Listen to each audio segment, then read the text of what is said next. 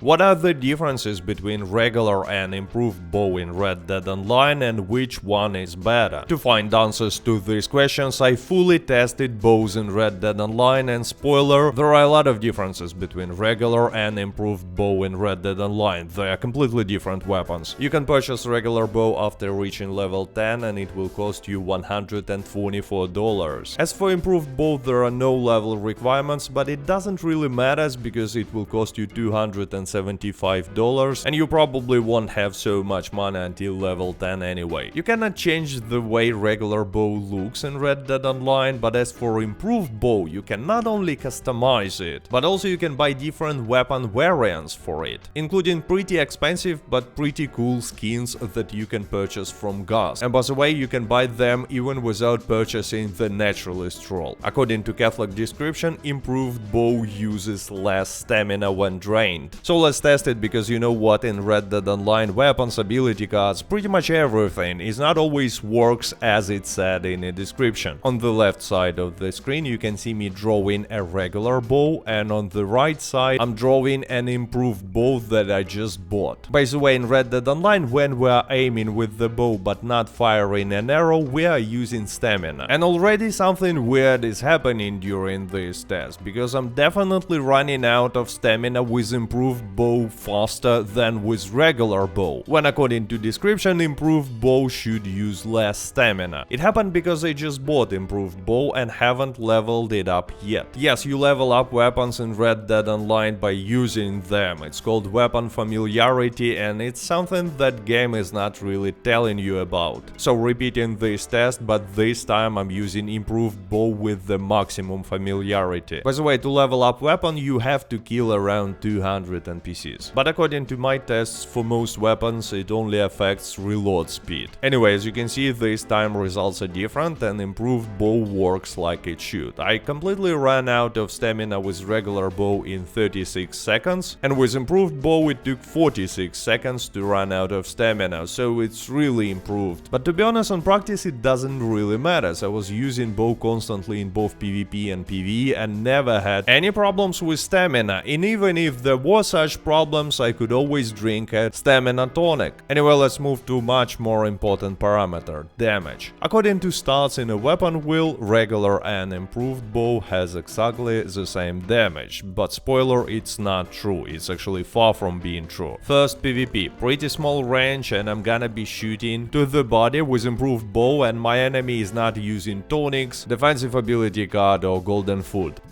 Now repeating the same test but with regular bow. As you can see, the damage is much higher. By the way, bows, unlike many other weapons in Red Dead Online, don't have any damage reduction with distance. And as you can see, from lock-on range damage is exactly the same as from the close distance. But we were testing only regular arrows. Now let's take a look at some special arrows with higher damage. First of all, poisoned arrow, and actually damage is not higher here. Next one is fire arrow against level 1 tonic. As you can see, there is a difference, but it's similar to difference between regular arrows. Fire itself does the same damage. And as for dynamite arrow, despite having lower base damage, improved bow is still a one-shot kill against an enemy with level 2 health tonic and golden health core. And which is actually important, it's a one-shot kill from any distance. Later you will see why it's extremely important. But when we're using bow in PvP, we usually want to go for a headshot, because it will be a one-shot kill. So let's test headshots. Regular bow from lock-on range is a one-shot kill to the head. But take a look at the improved bow from the same distance. Yes, it was a headshot, but it's actually a regular damage. It's because range from which regular bow is making